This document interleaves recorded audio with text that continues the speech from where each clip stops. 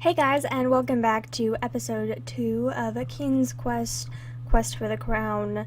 In the last episode, we ended up getting the magic mirror and picking up a few other random things, and in this episode, we'll hopefully progress the storyline quite a bit. So I have an idea in mind for what I want to accomplish today, so I'm super excited. So, oh goodness. Alright, so high up in the sky, you see a very large, friendly bird. So he's not gonna attack us. As you can tell, the like really creepy music didn't happen. So we're just gonna walk along and he's not gonna hurt us. Unlike that wolf who tried to kill us earlier. So, alright, we're behind the tree and we're just gonna keep walking along. And that's all good. Oh my goodness. I'm stuck behind a bush. That's one thing, is that in this game, you guys have probably noticed, I get stuck behind pixels quite a bit, and it's a little bit embarrassing. I'm like, can't see where I'm supposed to end, and I don't know if I would have gotten stuck behind that. I don't know you guys, so, alright, so we're gonna go look in this stump over here, the actual stump, not the fallen down tree, because we like to explore things. So let's look in stump. So inside the old rotted stump, you notice a small canvas pouch. So let's get pouch. Sorry, I'm kind of typing with like 2 fingers because I have to reach around my microphone. So you notice the pouch feels aged and tattered. And so let's open pouch. Okay, cautiously you open the pouch and see many sparkling and flashing diamonds. Quickly you close it again so as not to lose any. So we just became really rich. Like, why do we even need to be keen anymore?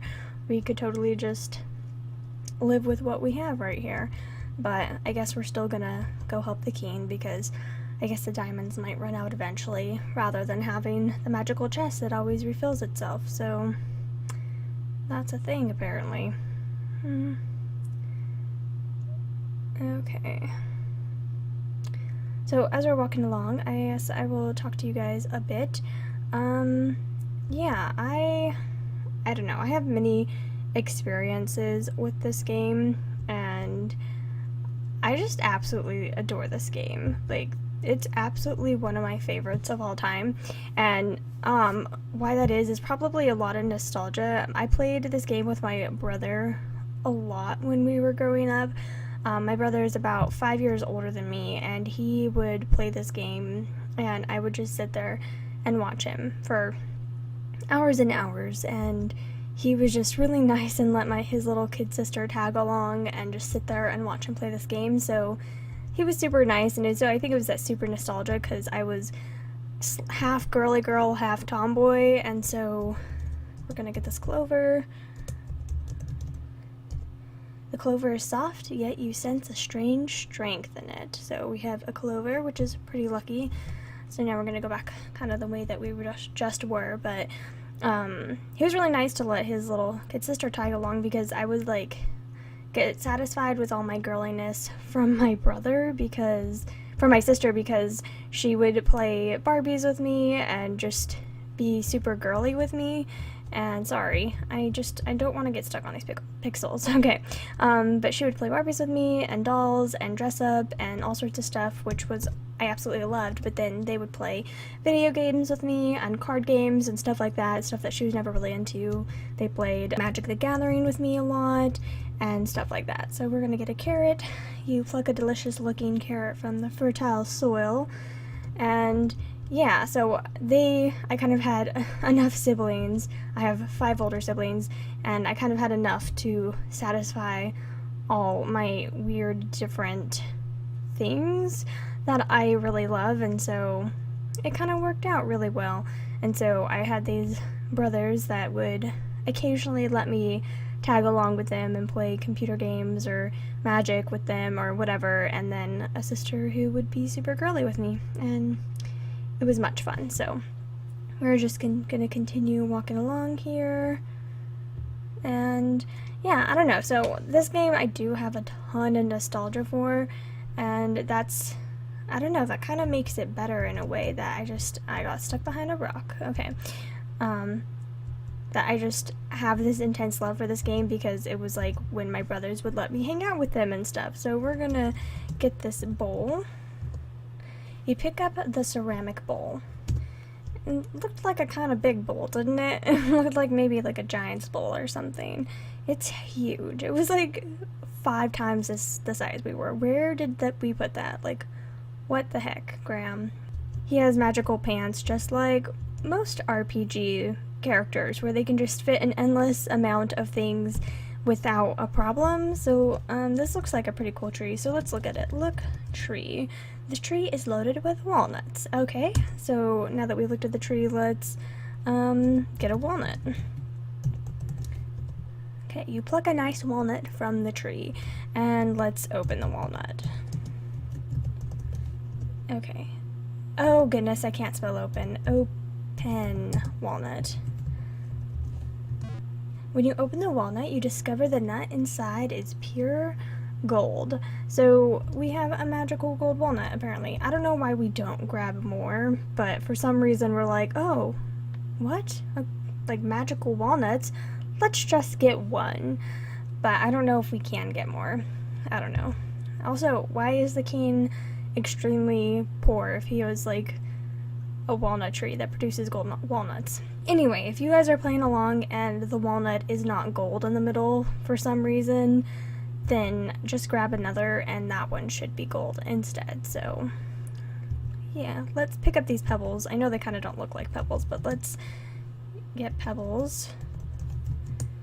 You grab a handful of pebbles. Oh, and look, they all disappeared. That's a really cute graphic that they did that. I mean, they totally didn't have to do that, and they did instead, so that's kind of adorable. I don't know,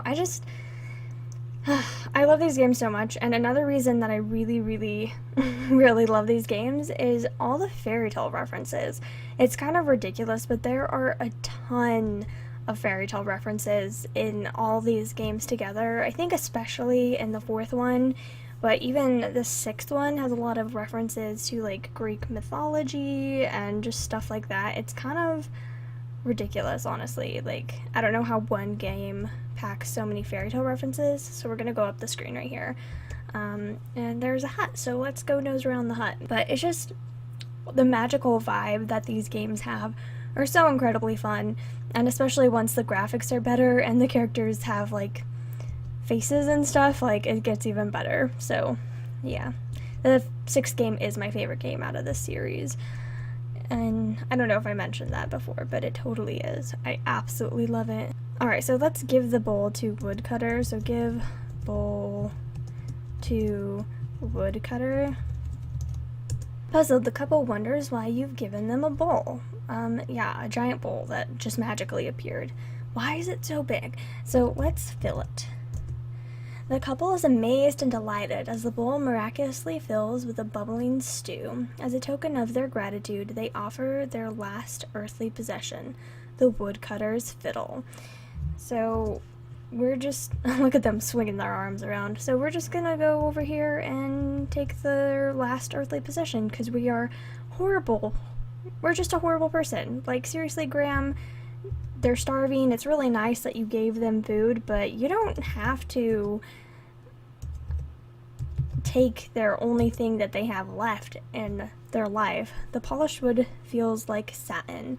It seems to still vibrate from the last song it played. So Grandma's kind of an awful person here, just like, oh, I'm gonna offer this fiddle for me? Okay, I'm just gonna take it. This is fine. My goodness. Yeah, I'm not exactly sure I agree with Graham's morals here, but what are you gonna do? Okay, so now that we've left the woodcutter's house, oh look, this is so cute. They have a little pump here. Oh, that's adorable. And oh, it's actually, we get stuck against it. That's so cute. I love little touches like that. Little touches like that really make the game for me, honestly. Also, if you guys happen to walk into water at all throughout this game, if you hit the equal sign / if you just type in swim you will not drown. You will start swimming. So that's a thing. I never explained. Maybe I should have. But yeah, Graham will flounder around in the water and you just have to type in swim or hit the equal sign and he will no longer do that. So we found a house that is really bright and colorful and it kind of looks like it's made out of candy. Like, look at the gingerbread window shutters and the gingerbread around like the outside as the fence. So let's eat the house. Yum, the house tastes even better than it looks. Yes. Aw, that's wonderful. Okay, so now we've eaten the house. Let's just go nose inside and see what happens. So let's open the door and go in. Alright, if the witch is here, by the way, which sometimes she is, you can just immediately leave and she will not chase you. So, yeah, I kind of almost want to show her in here, but I don't want to have to go through, like, having to go in and out of the house, like, 10 times, so let's not do that, but she usually is here, so let's just nose around and read all her personal stuff, because we're an awful person. So let's get the note. You grab the note from the table, and let's read the note. Okay, the note reads, "Sometimes it is wise to think backwards, and that is a hint for something later." So Graham's face has disappeared into her floor, because her floor is a really obnoxious yellow, and we're just gonna walk around here for a minute, because that's how we do things. We're actually waiting for the witch to come, and I don't know how long it's gonna take. Off in the distance you hear a high squeaky voice saying, "I can smell someone tasty in my house." Okay, so that is the witch, obviously, so we're just gonna keep walking around in here. I actually ended up walking around for like 2 minutes and then leaving the house and then leaving the screen completely, coming back in, the witch was here, and then re-entering the house, the witch was gone. And now she's not coming in, and I don't know why. Okay, the witch mutters, "I'm going to get my oven ready to cook someone for dinner. Yum."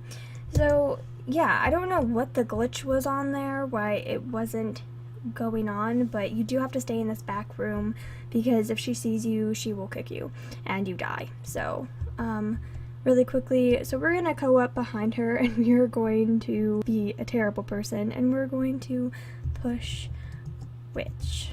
Well, she is an evil witch, but we're just gonna pull a Gretel over here and go in here and walk behind her, and courageously you manage to push the witch into the oven, where she flashes and melts away into a harmless blob. Congratulations, you just killed someone. I feel like we should get a sound for that if they're gonna say congratulations. But let's open the cupboard.